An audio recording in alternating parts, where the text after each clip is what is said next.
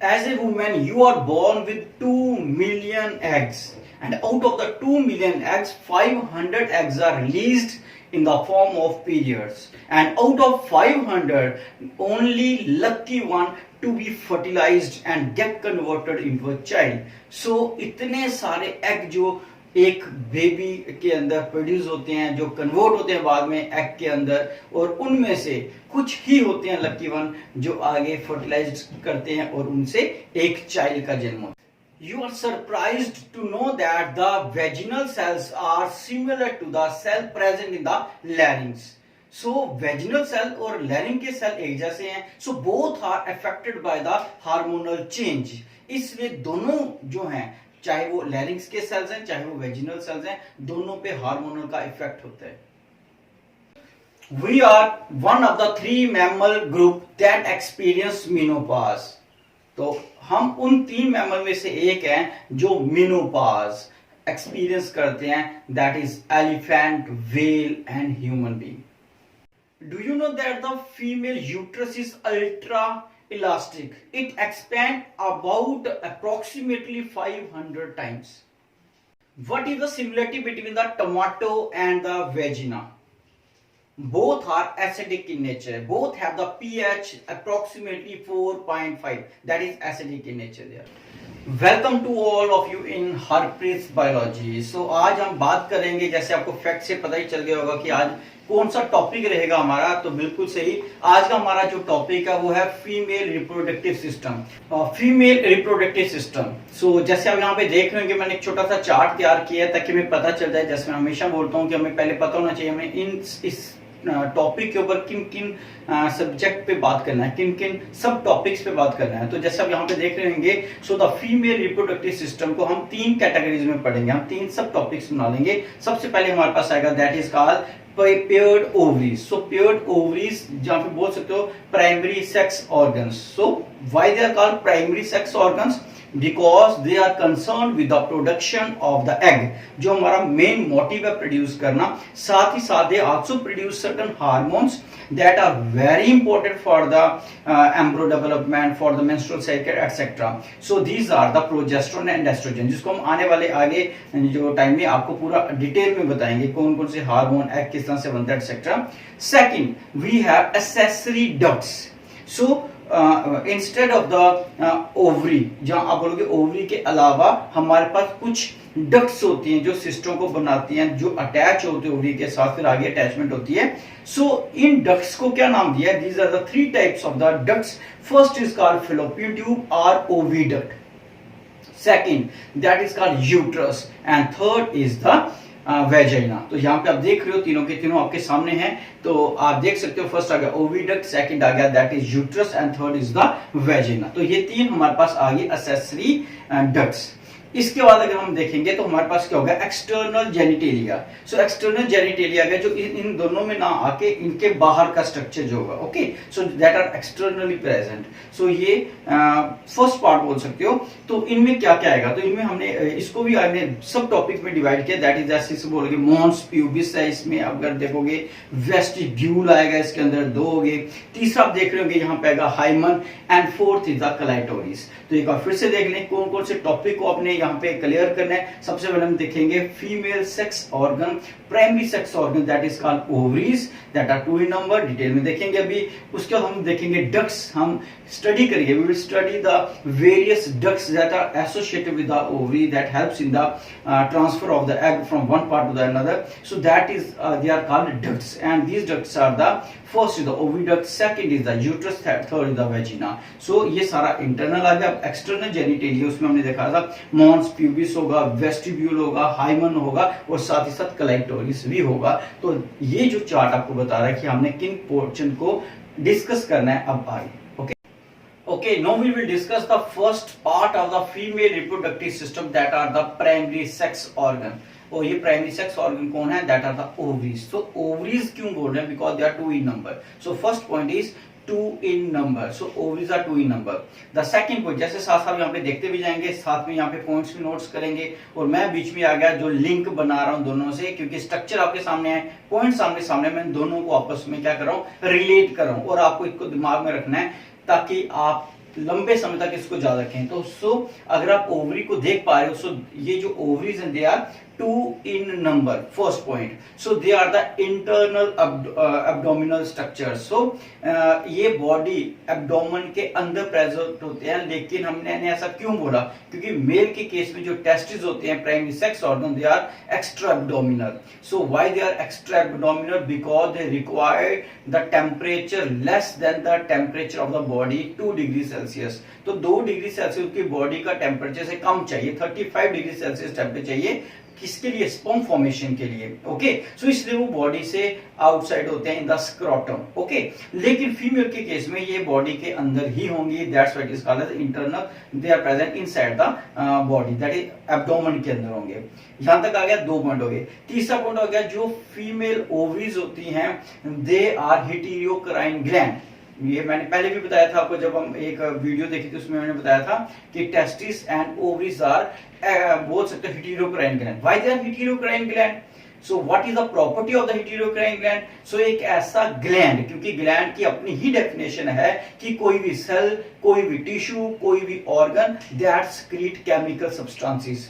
तो ये ग्लैंड तो है, लेकिन ये दोनों नेचर शो करता है, मतलब एंडोक्राइन भी है और एक्सोक्राइन भी है. Why they are called endocrine? Because endocrine gland are the gland that produce hormones. So ovary produce 2 hormones, progesterone as well as estrogen. That's why it is a endocrine in nature. Why they are exocrine in nature? Because they also produce egg. तो ये egg को भी produce करते हैं. तो ये दोनों तरह के कैरेक्टर शो कर रहे हैं, इसलिए हम इस ग्लैंड को हेटेरोक्राइन ग्लैंड बोलेंगे. तो बहुत इंपॉर्टेंट है, नोट कर सकते हो. इसके बाद हम बात करें और फीचर जो है हमारे ओवरीज की. तो ओवरी जो होती है उसकी अटैचमेंट होती है. इसकी साइज की बात कर लेते हैं. तो इसका जो साइज होता है 2 to 4 सेंटीमीटर इनकी टोटल लेंथ होगी, जैसे आप देख रहे हो. अगर हम बात करें इसके विड्थ की, वो 2 सेंटीमीटर होगी, और इसकी थिकनेस की बात करें 1 सेंटीमीटर. तो आप लिख सकते हो 4 into 2 into 1. तो 1 का डबल 2, 2 का डबल 4. तो इस तरह से आप इसको लर्न कर सकते हैं as a mnemonic. Okay, so size भी हो गया. अब कहां पे पोजीशन वो भी बता दिया. अब इसकी अटैचमेंट की बात करते हैं कि जो ओवरीज है वो कहां पे अटैच होती हैं. सो एब्डोमेन में तो हैं, लेकिन बॉडी की वॉल के साथ अटैचमेंट होगी. This is the ovary and this is the wall. So they are attach with the body wall. किसके कारण? एक बोल सकते हो मिस ओवेरियन के कारण. सो एक फाइबर लाइक स्ट्रक्चर्स होंगे जो इनको जोड़ते हैं किसी एब्डोमेन के साथ, ताकि वो अपनी पोजीशन पे रहे. ओके, जैसे आप कई बार टेंट लगाते हो, तो अगर उसके साथ थ्रेड नहीं लगाओगे, जहां रोप नहीं लगाओगे, तो वो गिर सकता है. सो एक पोजीशन पे रखने के लिए इनकी अटैचमेंट होती है. तो बॉडी के साथ जो अटैचमेंट है that is called miss ovarian. And it is also attached to the uterus. ये सब देख रहे हो यहाँ पे. तो यहाँ पे देखोगे अगर आप, तो आपको दिखेगा ओवरी की अटैचमेंट यूट्रस के साथ ही होगी और ओवरी के वॉल के साथ ही होगी, बॉडी के साथ. तो लेकिन ये यूट्रस के साथ होती है, उस लिगामेंट को बोलते हो ओवेरियन लिगामेंट. तो यहाँ पे आपको लिगामेंट दिख रहे होंगे. तो ये लिगामेंट अटैच करते हैं यूट्रस के साथ, ताकि वो एक पोजीशन पे रहे, to keep it in a particular position. यहां तक आया समझ. तो 2 तरह की अटैचमेंट है हमारे पास, एक मिस ओवेरियन और दूसरा ओवेरियन लिगामेंट्स. तो ये दोनों उनको एक पोजीशन पे रखते हैं. तो ये बात आ गई आपको ओवरी के कुछ कैरेक्टर्स की. उसके बाद अगर हम बात करें कि जो ओवरीज हैं ये कब प्रोडक्शन करते हैं एग का, तो ये इनकी एग की प्रोडक्शन पवर्टी के बाद होती है. एक और आपको बता दूं कि जो फीमेल्स होती हैं वो जन्म के साथ ही अपने सारा जो स्टॉक होता है एग का वो लेके आते हैं. मींस 2 मिलियन एग वो जन्म के साथ ही ओवरी के अंदर हों.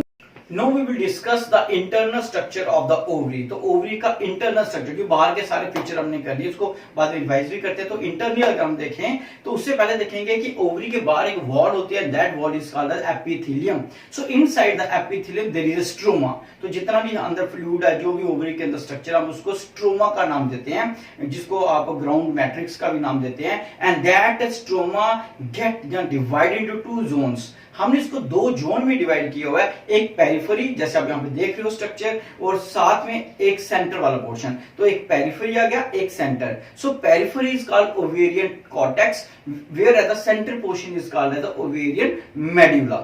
ओके, सो अब बात आती है दोनों में फर्क क्या है. जितने भी आप आगे पढ़ेंगे क्वेश्चन में, जो भी आपने डरना नहीं है, आगे क्वेश्चन आएगा कि हमने एक फॉलिकल जो है हमारे पास ओगोनियम होगा, एक प्राइमरी फॉलिकल होगा जो सेकेंडरी फॉलिकल में कन्वर्ट होगा, फिर सेकेंडरी फॉलिकल आगे सेकेंडरी उस साइड में कन्वर्ट होता है, टर्शियरी फॉलिकल में कन्वर्ट होता है, फिर वो आगे ग्रेफिन फॉलिकल में कन्वर्ट होगा। तो जो यहाँ पे आप स्टेजेस देख रही हो, जो सेल की कन्वर्शन हो रही है, जो हम आगे आने वाले टाइम में एक एक सेल स्टेजेस को देखेंगे।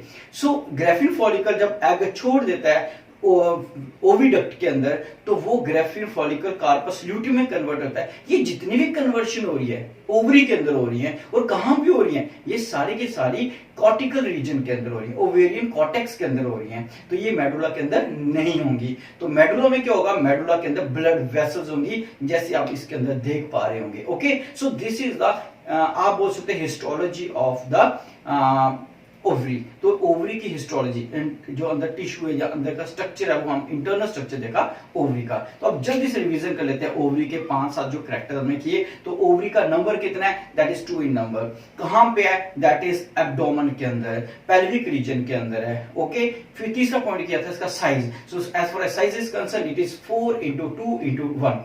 4 लेंथ, 2 विड्थ होगी इसकी, और 1 इसकी थिकनेस आ गई। ओके, अटैचमेंट की बात करें तो 2 तरह की अटैचमेंट है। एक हमारी बॉडी के साथ अटैच है, तो किसके साथ, हमने बोला मिस ओवेरियन के साथ। एक हमारा यूट्रस के साथ अटैच है ये, ताकि एक पोजीशन में रहे। किसके साथ है, ligament. Which ligament, that is ovarian ligament. यहां तक आ गया समझ। फिर हमने बोला इसकी ओवल, दैट इज आप बोल सकते हो ऑलमंड शेप इसकी होती है। करती क्या, ये हिटेरोक्राइन ग्लैंड है। It's create 2 substances, one is the egg and second is the hormone. Which hormone, progesterone as well as estrogen. What is the function of progesterone and estrogen, ये हम आने वाले जो क्लासेस में करेंगे।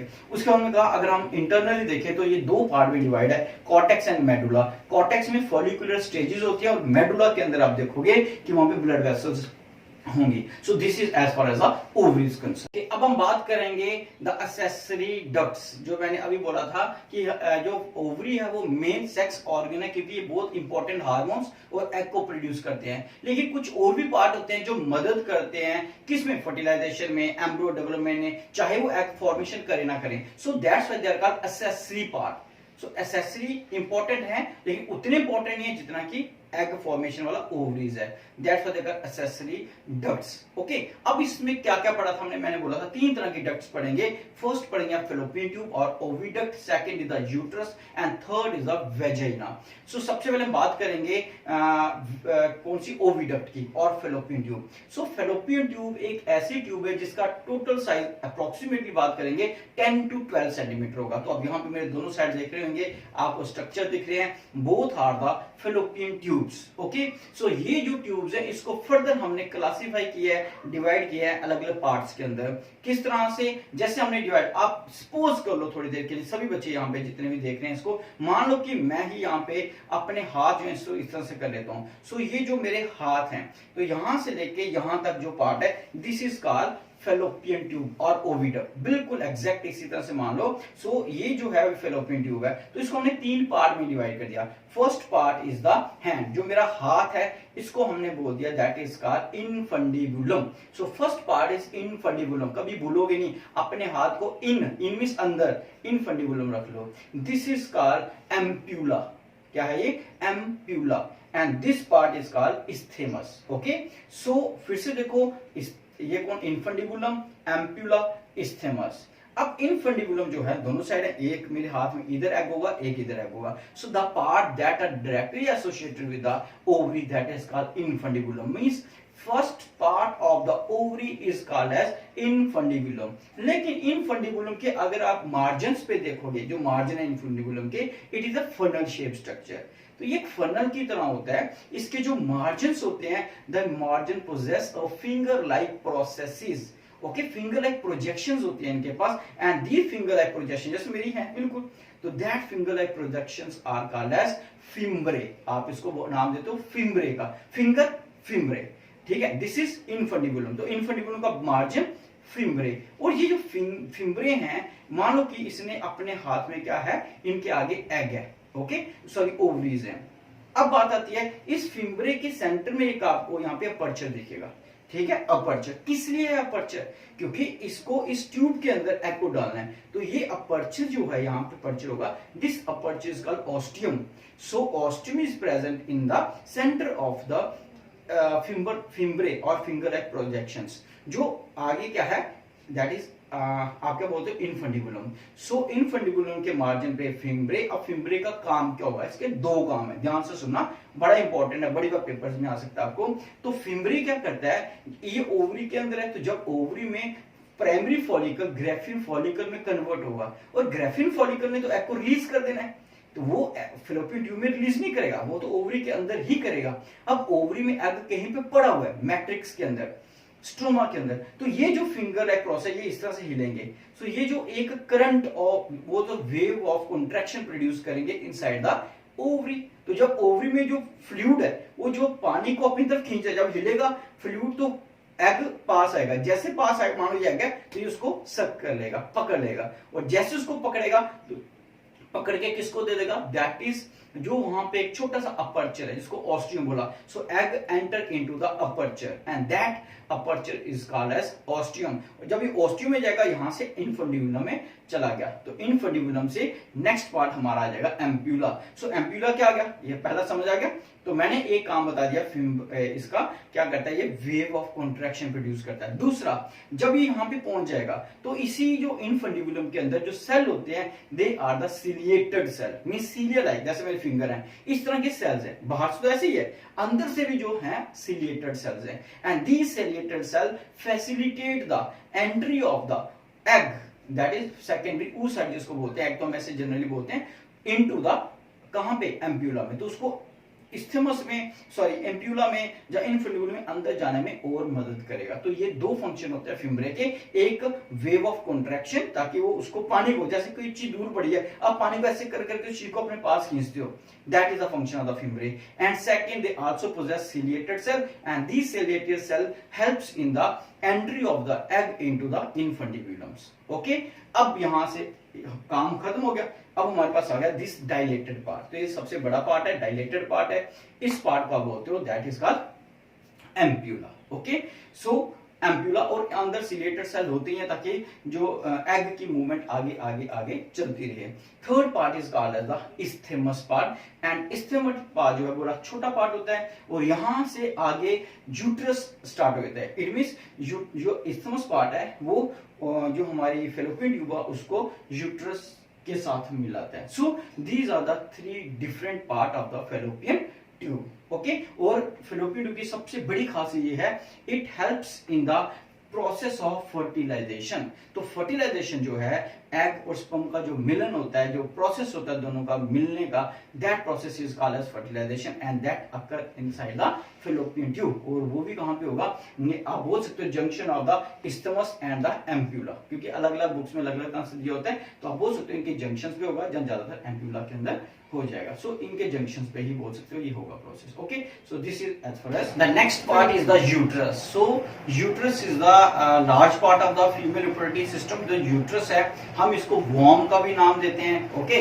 सो क्योंकि ये ऐसा पार्ट है यहाँ पे जो एक चाइल्ड है उसकी पूरी डेवलपमेंट होती है 9 मंथ के लिए। और आपको बताओ तो इसका जो टोटल आप बोल सकते हो साइज है वो बड़ा ज्यादा, ये बहुत ज्यादा इलास्टिक होती है, और 500 टाइम जो ये अपना साइज से ग्रो कर सकती है, क्योंकि एक 9 मंथ तक जो चाइल्ड है यहाँ पे ग्रो करेगा। खुद सपोज करो एक जाइगोट जो आप आंख से नहीं देख सकते, which you can't see with your naked eyes, उसकी ग्रोथ होगी 9 मंथ तक, वो एक पूरे चाइल्ड को जन्म देगा। सो कितनी ज्यादा एक्सटेंसिबिलिटी होगी इस पूरे यूट्रस की। क्योंकि यूट्रस जो है फैलोपियन ट्यूब दोनों साइड से आ रही हैं, वो फ्यूज करके एक स्ट्रक्चर सा बना रहे हैं, आप बोल सकते हो यूट्रस है। और ये जो यूट्रस है इसको भी हमने 3 डिफरेंट पार्ट में डिवाइड किया। So we divide the whole uterus into 3 different part, and the first part is called as fundus. तो हम इसको फंडस बोलते हैं। The upper part is called as fundus. जैसे साइड में आप डायग्राम भी देखें प्लीज, ताकि उसको मेरी बातों के साथ उसको रिलेट करते हैं। सो इसको मैं बाद में डायग्रामेटिकली भी बताऊंगा आपको बना के। So first part is called the fundus. So fundus is the upper part, यहाँ पे फीमेल यूट्रस आ रहा है, और उसके ऊपर वाला जो पोर्शन देख रहे हो आप, that is called as the fundus. जो फंडस के नीचे वाला पार्ट है, जो सबसे मेन पार्ट है, बड़ा पार्ट है, that is part is called as the body. Okay, हम उसको कार्पस का भी नाम देते हैं, उसको बॉडी भी बोलते हैं, that is the main part of the uterus. Okay, और यहाँ पे बहुत सारे आप बोल सकते हो चेंजेस होती हैं, बहुत सारे साइक्लिक चेंजेस होंगे इसी पोर्शन के अंदर होंगी। ओके, उसके बाद हम बोलेंगे कि ये जो पार्ट है ये बड़ा ज्यादा एक्सटेंसिव है, यही पार्ट है जो काफी ज्यादा एक्सटेंड करेगा। इसके नीचे वाला जो लास्ट पार्ट है that part is called as the cervix, हम इसको सर्विक्स का नाम देते हैं। अब जो सर्विक्स है बिल्कुल नैरो पोर्शन है, अब उसका एक एंड है, मान लो इसको हम सर्विक्स मान लेते हैं। So this is the uterus, तो यूट्रस जो है ओपन करेगा किसमें, दैट इज जो यूट्रस का मिडिल पोर्शन है वो कहां पे जा रहा है, सर्विक्स के अंदर, और सर्विक्स का नीचे जो एंड वाला पॉइंट है किससे मिलता है, दैट इज वेजिना। सो ये बोल सकते हैं वेजिना और जो बॉडी इन दोनों के बीच का पॉइंट आ गया। अब अगर ऐसा है तो यहाँ पे भी कोई ना कोई अपर्चर होगा, होल होगा, यहाँ पे भी कोई ना कोई होगा। सो दिस इज कॉल्ड, ये ऊपर इंटरनल वाली साइड है, this is called internal orifice, where as this is called external orifice. तो दो पोल, जैसे मैं इसी को मानता हूँ ये होल आ गया, तो यहाँ पे भी है और इधर भी है, तो दोनों ओरिफाइस के, इंटरनल एंड एक्सटर्नल ओरिफाइस के बीच में एक कैनल होगा, जैसे ये कैनल है। So this canal is called as cervical canal. Okay, so cervical canal और जो वेजिनल कैनल होता है ये चाइल्ड बर्थ में मदद करते हैं आगे आने वाले टाइम में, और यहाँ पे बहुत सारी सिक्रीशंस भी होती हैं, वो अब हम अभी नहीं बताऊंगा, जो हमारा नेक्स्ट क्वेश्चन है उसमें करेंगे discuss. So this is as far as the uterus is concern. जैसे मैंने बोला यूट्रस के तीन पार्ट है, एक हमारे पास फंडस, एक आ गया बॉडी, एक आ गया हमारे पास दैट इज सर्विक्स। और सर्विक्स को भी मैंने बोला उसमें internal orifice and external orifice, और उन दोनों बीच में कैनल है and that canal is called as cervical canal. अब बात आती है कि जो यूट्रस होता है उसमें तीन लेयर्स हैं। So uterus is enclosed by three membranes and these three membranes are the outer single membrane, the outer single membrane is called perimetrium, okay, and the center thick, बोल सकते स्मूथ मसल से बनी membrane that is called as myometrium, दो middle layer, so it is thick walled, and the internal glandular membranous structure that contain large amount of glands that secretes the chemical secretion, mucus etc. Okay, बहुत सारे chemical secretions होंगी। सो glandular होता है, और glandular है तो net secretion करेगा ही करेगा, and that layer is called as endometrium. So we have three membrane in the uterus. So uterine wall जो हो तीन membrane से बनी है। First is called, the inner is called endometrium, glandular है, the middle is that consists of smooth muscle is the myometrium, and the external thin wall that is called as perimetrium. तो ये तीनों मिलकर बनाती हैं wall of the uterus. So function of the uterus, अगर हम uterus के function की बात करें तो बहुत सारे फंक्शन परफॉर्म करेगा, जैसे एम्ब्रो डेवलपमेंट, ये फर्स्ट फंक्शन आ गया। फॉर्मेशन ऑफ प्लेसेंटा, जो प्लेसेंटा की फॉर्मेशन होती है वो भी इसी जगह पे होगी। Okay, so next is the जो बच्चे का जन्म होता है तो यहाँ पे ही कंट्रैक्शन स्टार्ट होती है बाय द हार्मोन्स, और यहीं से जो बच्चा वो आगे की तरफ पास आउट होगा। So that is it also helps in the perpetuation. So these are the functions of the uterus. Next part is the vagina. So vagina की अगर हम बात करें तो वेजाइना किसके बाद आएगा, दैट इज सर्विक्स के बाद जो पार्ट है दैट इज द वेजाइना, और यूट्रस का नेक्स्ट जो पोर्शन है नेक्स्ट पार्ट है दैट इज द वेजाइना। सो अगर हम बात करें साइज की, so it is large in size, 7.5 centimetre in length, तो इसकी जो टोटल लेंथ है लॉन्ग जो होता है ये 7.5 सेंटीमीटर होगा। अगर हम इसकी प्रॉपर्टी की बात करें तो it is elastic in nature, so it is very elastic in nature. It is a muscular tube, muscular tube है, मसल्स हैं जो इलास्टिक नेचर के हैं, 7.5 सेंटीमीटर के हैं। तो अगर हम बात करें open out at its lower and into the vestibule, तो ये वेस्टिब्यूल में जाके ओपन करते हैं बाय वेजिनल ओरिफाइस। सो वेजिनल ओरिफाइस से ये ओपन करेंगे, साथ साथ देखते रहो यहाँ पे। सो अगर हम बात करें ये ओपन करते हैं लोअर साइड, और अपर साइड नहीं लोअर साइड की साइड कहां पे आके ओपन करेगा, वेस्टिब्यूल के अंदर। तो वेस्टिब्यूल इज अ स्ट्रक्चर, और किसके थ्रू करेगा, बाय वेजिनल ओरिफाइस, तो इन दोनों के बीच का स्ट्रक्चर आ गया। तो अगर हम ऊपर की बात करें ये तो गया लोअर पार्ट। अगर हम ऊपर की बात करें, मैंने अभी बोला था कि ऊपर वाली साइड कौन है इसके, दैट इज सर्विक्स।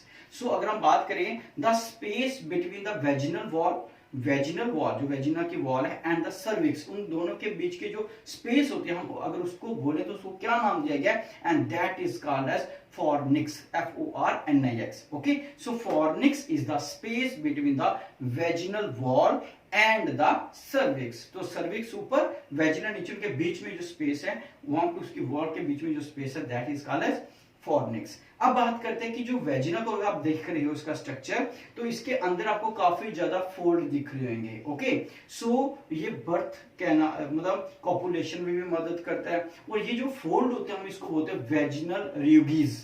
ऐसे हम स्टोमक के अंदर भी देखते हैं। तो ये रियूगीज जो हैं, these are called vaginal rugae, these are the transverse fold. Okay, ये ट्रांसफर फोल्ड होते हैं वेजिना के अंदर। ओके, अब बात करते हैं कि काम क्या करेगा, किस चीज में मदद करेगा।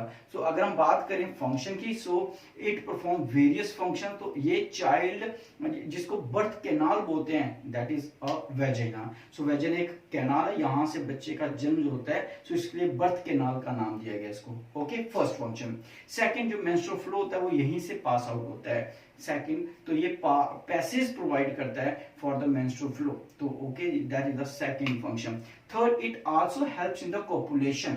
ओके, तो कॉपुलेशन क्या आ गया कि जो पेनिस है वो इसी यही जो स्ट्रक्चर होता है वो इन्वाइट करता है पेनिस को। सो it receive penis during the copulation, during the process of the copulation, during the mating between male and female. So these are the functions of the vagina. एक बार फिर से देख लें, वेजिना क्या है, ये काफी लंबा पोर्शन है, 7.5 सेंटीमीटर इसका टोटल लेंथ होता है। मस्कुलर प्रोसेस, मस्कुलर स्ट्रक्चर है और ये इलास्टिक नेचर का होता है। इसको बर्थ कैनाल का नाम दिया गया है। मेंस्ट्रुअल फ्लो को रिलीज करने में मदद करता है, पीनिस को रिसीव करने में मदद करता है। इसके अंदर काफी ज्यादा ट्रांसवर्स फोल्ड होते हैं जिनको हमने वेजिनल रियूजिस का नाम दिया है। ओके, इसके ऊपर वाली साइड देखें, दैट इज सर्विक्स, और इस नीचे आ गया वेजिना वॉल, और सर्विक्स के बीच में जो स्पेस है उसको हमने क्या नाम दे दिया, फॉर्निक्स का नाम दे दिया, सॉरी, ठीक है। तो these are the various structures of the vagina. तो ये वेजिना का डिफरेंट स्ट्रक्चर थी। Now we will discuss the external genitalia. So external genitalia of the female reproductive system includes the mons, pubis, labia majora, labia minora, clitoris and hymen. तो इन सभी 5 parts को हम discuss करेंगे एक एक करके। तो सबसे पहले अगर हम देखें एक्सटर्नली, जो हमने बोला था, तो externally there is a depression, that depression is called as the vestibule. So vestibule आगे सेंटर में एक बोल सकते हैं अपर्चर, तो नहीं बोल सकते, डिप्रेशन होता है। That depression is surrounded by 2 fold of lips. तो यहाँ पे 2 फोल्ड होते हैं, लिप्स लाइक स्ट्रक्चर्स होते हैं। एक इंटरनल पेयर होता है, एक एक्सटर्नल पेयर होता है। The internal pair is called as labia minora. तो एक जो लिप का पेयर होता है, जो इंटरनल होता है, बड़ा ज्यादा फ्लैश होता है, वहां पे स्पेशियस ग्लैंड का सिक्रीशन होता है, स्पेशियस ग्लैंड प्रेजेंट होते हैं। ओके, स्वेट ग्लैंड्स होते हैं। तो ये जो है that is called labia minora. बहुत ज्यादा फ्लैशी लिप लाइक स्ट्रक्चर्स है, एंड दैट फ्यूज एंटीरियरली। और ये जो स्ट्रक्चर होते हैं, साथ साथ देख भी रहे होंगे, तो ये ऊपर जाके फ्यूज कर जाएंगे, और जो फ्यूज करेंगे ऊपर जाके, तो ऊपर जाके एक स्ट्रक्चर होता है छोटा सा, ये लीड करते हैं to a structure, and that structure is called as clitoris, which is homologous to the male penis। तो ये homologous होता है मेल पेनिस से, लेकिन साइज में बहुत ज्यादा छोटा होता है पेनिस से, और बहुत ज्यादा हार्ड होता है पेनिस से। But it produce the same sensation as the produce in the erectile tissue of the penis. तो पेनिस के इरेक्टाइल टिश्यू में होता है, तो ये भी इरेक्टाइल टिश्यू ही है फीमेल के अंदर, that produce sensation during the coitus. तो ड्यूरिंग द मेटिंग, तो जब भी मेल फीमेल की मेटिंग हुई तब ये सेंसेशन प्रोड्यूस करेगा। That's what is homologous to the penis. Okay, so next minora के बाद अगर कोई एनवलप है, पेयर ऑफ एनवलप है, स्किन है फोल्ड का, that is called as labia majora. Majora इसलिए बोलते हैं, नाम से पता होता है क्योंकि इनका साइज माइनर से बड़ा होता है, लेकिन ये उतने ज्यादा फ्लैशी नहीं है जितने कि अंदर वाले इनर या माइनर लेबिया माइनोरा होगा। सो अगर हम बात करें जो लेबिया मेजोरा है, it is covered, that also possess the same glandular structures. इनके पास भी ग्लैंड्स होंगे, और इनके बाहर भी एक लेयर होती है स्किन की, that has fatty cushion of the fatty tissue. Okay, so एक कुशन ऑफ फैटी टिश्यू की लेयर होती है, that also covered by skin and the pubic hair। तो वहां पे pubic hairs होते हैं और वहां पे स्किन होते हैं, और उस स्किन के अंदर काफी ज्यादा कुशन होता है फैटी टिश्यू का, उस स्ट्रक्चर को हम बोलते हैं मॉन्स प्यूबिस। तो सबसे बाहर से सबसे पहला स्ट्रक्चर आएगा दैट इज मॉन्स प्यूबिस, और उसका फ्यूचर होगा that is the pubic hair. वहां पे प्यूबिक हेयर बहुत ज्यादा महंगे। उसके अंदर हम चले जाएं तो that is the second part is the mons majora, that is labia majora. और लेबिया मेजोरा क्या है? लिप्स लाइक स्ट्रक्चर है, फोल्ड है स्किन का, और उसके अंदर का स्ट्रक्चर है लेबिया माइनोरा। और लेबिया माइनोरा को आगे ऊपर से देखेंगे that is a structure called as clitoris which is homologous to the penis, and the next structure is called as hymen. So hymen क्या है? जो वेजिना है, वेजिना की ओपनिंग के ऊपर एक मेम्ब्रेनस शीथ होती है, and that membranous sheath is called as hymen. Okay, so it break down during the first coitus और मेटिंग। तो जब भी फर्स्ट मीटिंग होगी मेल फीमेल की तो बोला जाता है कि वो ब्रेक डाउन कर जाता है, but don't take it as a granted, कि ऐसा ग्रंटेड नहीं लेना है, क्योंकि ये हैवी एक्सरसाइज साइकिलिंग के दौरान भी ब्रेक डाउन कर सकती है। Okay, so these 5 are the external genitalia of the female reproductive system. Okay students, अब हमें एक क्विक रिवीजन देते हैं जो भी हमने अभी तक पढ़ा है रिप्रोडक्टिव सिस्टम के बारे में, उसके जितना जल्दी हो सकता है। तो स्टार्ट करते हैं हम विदाउट वेस्टिंग टाइम। तो सबसे पहले हमने देखा था हमारे पास क्या था, एक प्राइमरी सेक्स ऑर्गन था, and the primary sex organ is the ovary. तो मैंने यहाँ पे ड्रॉ कर दिया है, जैसे मैंने बोला था कि डायग्रामेटिकली भी बताऊंगा पूरा। सो ओवरी के कुछ पॉइंट्स लिखे मैंने, आप नोट आउट भी कर सकते हो। First is it is 2 in number, तो जैसे बोला 1 and 2। Second it is heterocrine gland. क्यों बोला था मैंने हेटेरोक्राइन ग्लैंड? आप भी तो सारा रिवाइज करो, because it is both exocrine as well as endocrine in nature. Third मैंने बोला था इसका dimension 4 into 2 into 1 centimetre length, breadth and thickness. Next बोला था it is attach to the, किससे अटैच होता है? That is uterus. It is attach to the uterus by an ovarian ligament, and it is also attach to the wall. अगर हम बात करें, ये वॉल से भी अटैच होता है, हमारी बॉडी की वॉल से। किसके साथ अटैच होता है? दैट इज मिस ओवेरियन के साथ। सो ये हमारे पास आ गया लिगामेंट्स के बारे में, ताकि ये एक ही पोजीशन पे है। नेक्स्ट मैंने बोला था अगर हम इंटरनली देखें इसको, तो इंटरनली क्या है? It is divided into 2 parts, one is the cortex and one is the medulla. Cortex के जितने भी फॉलिकुलर फेजेस होती है वो सारी कॉर्टेक्स में होती है, जितना भी ब्लड वेसल्स होते हैं they are present in the medulla.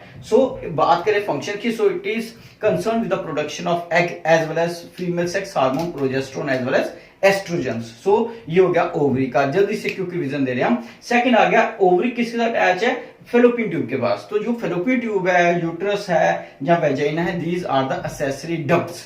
ये पाइप लाइक स्ट्रक्चर है जो प्रोडक्शन नहीं कर रहे हैं लेकिन उनको आगे ट्रांसफर करने में मदद करें। तो क्या था इसमें? सबसे पहले अगर फेलोपियन ट्यूब की बात करें, that start from the fimbriae and and with the isthmus. यहां तक ये पूरा पोर्शन जो है ये फेलोपियन ट्यूब का है। तो यहाँ पे सबसे पहला जो पार्ट होता है वो होता है इनफंडिबुलम। तो इनफंडिबुलम, जैसे मानो ये इनफंडिबुलम, तो इनके जो मार्जिन होते हैं they have a finger like projection and they are called fimbriae. अब फिम्ब्रे देखिए क्या है? फिंगर लाइक प्रोजेक्शन है। ये क्या करता है? ये अपने एक वेव ऑफ कॉन्ट्रैक्शन करके तो एग को जब वो बन जाता है सेकेंडरी उस साइड को एब्जॉर्ब करता है, जब उसको पकड़ के सक करके इनफंडिबुलम को देता है थ्रू ए ऑस्टियम। तो ऑस्टियम के आगे एक वहां पे एक अपर्चर होता है, बोल सकते हो, वहां से वो खींच के उसको पकड़ा देता है। तो this is the function of the that is fimbriae. और इसके अंदर सिलिएटेड सेल्स होते हैं जो एग को मूवमेंट में मदद करते हैं इस तरह से। ओके, नेक्स्ट आ गया फिम्ब्रे के बाद इनफंडिबुलम, वो इसी का पार्ट था, तो इनफंडिबुलम चला गया। अब इनफंडिबुलम से एग कहां जाएगा? इस्थमस के बाद। Isthmus is the largest part of the fallopian tube. सबसे बड़ा पार्ट होता है, डायलेटेड पार्ट होता है, जैसे थोड़ा सा डायलेटेड है। और उसके आगे हम देखेंगे तो इस्थमस आ जाएगा, एम्प्यूला, सॉरी एम्प्यूला के बाद आ जाएगा इस्थमस।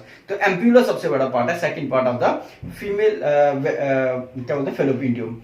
इस्थमस जो है वो छोटा पार्ट होता है, थिन वॉल होता है, इसकी नैरो ट्यूब लाइक स्ट्रक्चर होता है, और जो मेन फर्टिलाइजेशन होती है वो इसी स्ट्रक्चर में होती है, क्योंकि ये काफी ब्रॉड स्ट्रक्चर होता है। यहाँ पे ही fertilization at the junction of the isthmus and the ampulla.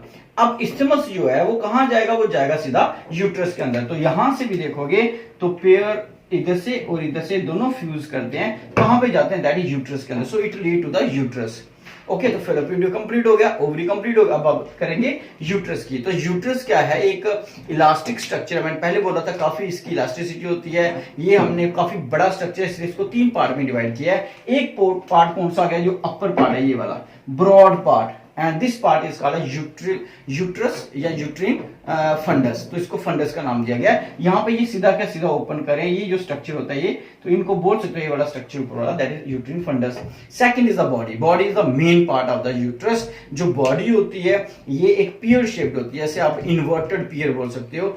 उसका स्ट्रक्चर होता है ये। इसका बहुत बड़ा रोल है क्योंकि ये ऐसा स्ट्रक्चर, यहाँ पे एंडोमेट्रियल वॉल जो है वो काफी थिकनिंग करती है, न्यूट्रिशन सब्सटेंस क्रिएट करती है, ग्लैंडुलर सिक्रीशंस होती हैं, यहाँ पे जो एम्ब्रो है वो 9 मंथ तक डेवलप करता है। ओके, तो बड़ी सारी इसके अंदर चेंजेस होती हैं, वो चेंजेस हम अगले वीडियो के अंदर देखेंगे। तो उसके बाद आगे प्लेसेंटा फॉर्मेशन भी करता है। जब चाइल्ड पूरा तैयार होता है यहाँ पे, तो यहाँ पे कॉन्ट्रैक्शन स्टार्ट होती है जो प्रोपेल करता है उस चाइल्ड को आगे की तरफ धकेलता है during the parturitions. Okay, so this is the body. और बॉडी के लास्ट वाला जो पॉइंट आ गया दैट इज सर्विक्स। तो सर्विक्स क्या आ गया, लास्ट डक्ट आ गई किसकी, हमारे यहाँ पे फीमेल रिप्रोडक्टिव सिस्टम की। तो सर्विक्स को अगर हम देखें तो वो क्या है, आप यहां से देखोगे ये क्या थोड़ा सा ब्रॉड स्ट्रक्चर है, लेकिन दोनों एंड इसके क्या है थोड़े नैरो से हैं।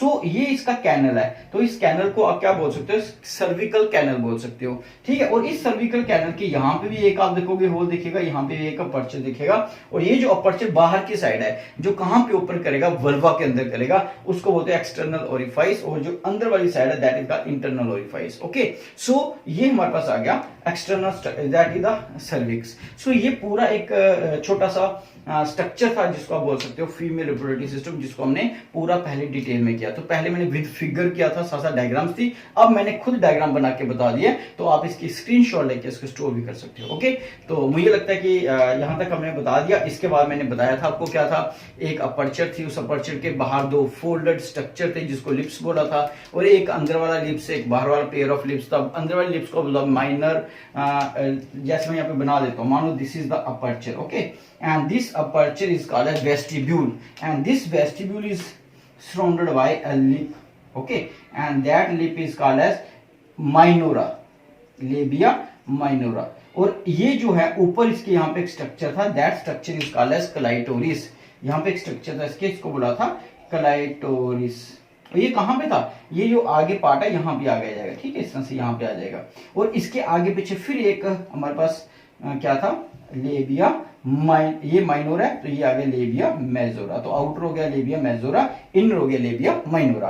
और यहाँ पे क्या था, इसके बाहर हमारे पास जो स्ट्रक्चर है वहां पे क्या होगा, हेयर लाइक स्ट्रक्चर्स होंगे, जिसको बोला था मॉन्स प्यूरले। ठीक है, जो बोला था आपने, that is called mons pubis. तो मॉन्स प्यूबिस का सबसे फीचर होता है कि फैटी टिश्यू होता है, और वहां पे प्यूबिक हेयर्स होते हैं। So this is called in external genitalia, these are the internal structure. So इन दोनों को मिला दें तो बन जाता है फीमेल रिप्रोडक्टिव सिस्टम। सो मुझे लगता है कि जितना मैंने कोशिश किया आपको समझ आ गया होगा। कोई भी क्वेश्चन होगा तो आप कमेंट कर सकते हो, बता सकते हो, आप कमेंट करके लिख सकते हो। Thank you very much.